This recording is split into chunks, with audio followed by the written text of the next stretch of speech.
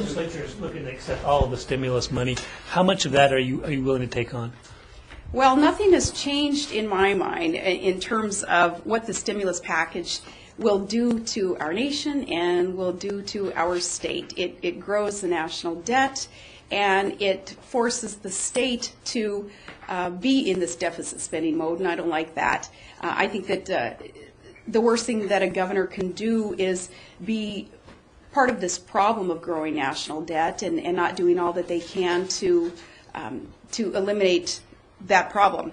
But having said that, understanding reality, our lawmakers have both bodies have gone around me to resolve to accept the stimulus package dollars anyway. So we deal in reality. As long as they have resolved via the resolutions that they passed to go apply for and accept the stimulus package anyway, then we deal with that. And the most prudent and fiscally conservative thing that we can do to deal with that is then back out some of the state's GF dollars and replace those with stimulus package dollars. We've identified about $250 million that we believe fits into that, and we're working with some of the lawmakers and their advisors to see if they're comfortable with that also. It's how I will choose to deal with the stimulus package dollars that they believe will be in the state's best interest to accept. I'm going to keep telling them, though, that it is a problem.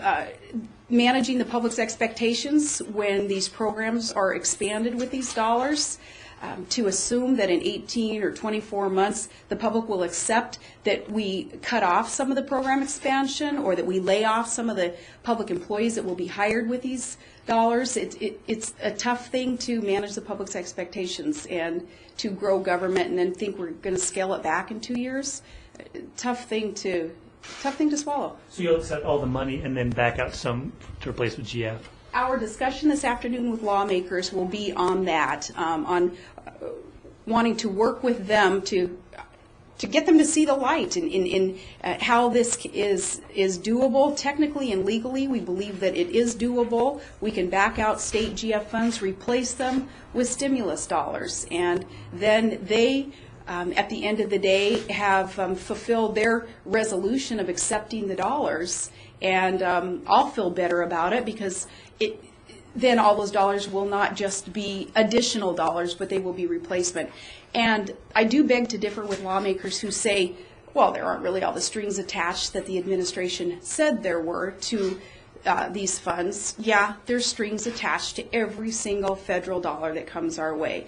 The biggest, fattest string is that we are tying ourselves to the problem of the nation's growing debt, $11 trillion of debt. That's a big problem, and it's a big fat string to want to be tied to. And look, what this is basically a bailout for many of the states. Look what's happening on a national level with private businesses, where government's coming in to bail them out in order to get in there and have more control of those businesses. Who's to say that the same philosophy isn't going to be used there in terms of bailing out a state and then getting in there and having more control over that state? That doesn't sit well with Alaskans. Governor, when you talk specifically about some of the stimulus dollars with obvious strings attached, like the energy building codes that will have to be adopted by local communities who today may not have those energy building codes, but in order to accept the money and spend the money, they'll need the codes. That's another example of a string that is attached. We'd rather see building codes discussed and adopted on a local level and not be mandated by the feds. Yeah, Bob. Are you saying that the stimulus is intended to let the federal government get more control of businesses? Specifically? The stimulus package? Inference just now. What I inferred was looking at what the bailout packages are on a federal level, getting into businesses, bailing them out, and then government being able to get in there and say, okay, now that you have more federal money, the feds then have more control, more say in how the businesses run. That's what I'm saying. Are you in favor of the lack of accountability we had the last 8 years in the previous administration? Pardon? You're favoring the lack of accountability during the last 8 years? We need accountability in government. Yeah, Rebecca.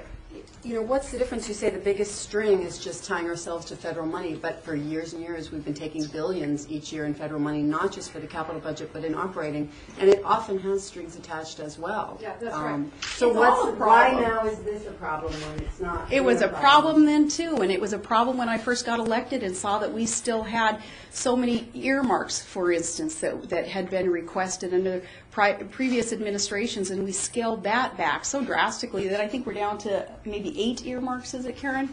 8 were.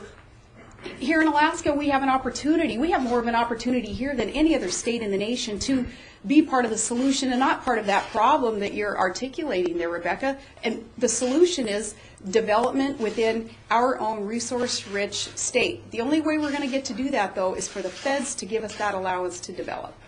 Governor, a lot of the lawmakers say that these types of positions you take have everything to do with just stoking your national image. They say it has not as engaged with the legislature this year as you were in the past. And they say that this kind of conversation right here has much more to do with you thinking about national politics than it does the session in 2009 in Juneau. Absolutely beg to differ with that. I've had the same fiscally conservative philosophy that's been a part of me ever since my PTA days, and city council, and mayor, and then as governor. No, I'd be saying the same thing if you would have asked me 10 years ago, that growing the nation's debt is a problem and self-sufficiency for a state and development of a state is the solution. Are you So engaged with the legislature as you were last year? absolutely, I am. Do you have the same focus and priorities that you had last year? Can you talk about I what sure those do. are as we go into the final week? My priorities are to progress the state, working with the other branch of government there, the lawmakers, to make sure that we're fulfilling the obligations, that we're meeting the priorities of our constituents. And I believe that our constituents want us to quit spending so much money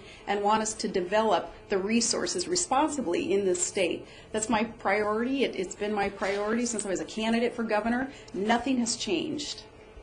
Can you tell me about the $250 million that you, in GF, that you're going to back out? Where is that money? What is that money? Go through a little list with you. Grant, no, keep in mind, we haven't talked to lawmakers about the specifics and where we see the 250, but there are replacement dollars that fit in the category of school, major maintenance. We have a lot of public safety and justice assistant grants that legally, technically, we can switch out. And some of the operating items in, for instance, child care development block grants. Do you have some more specific on the? Well, a big chunk, of course, Governor, is Medicaid, and that was a specific element That's of about the package. 138 million. That's a huge one. But you already accepted that before. Right, but I mean, Yeah. in total, when you look at the total package of So stimulus you're including dollars. that in the 250? Yes, it is part Yeah. of it. Okay. We've never excluded the discussion of Medicaid. That's always been a part of our discussion.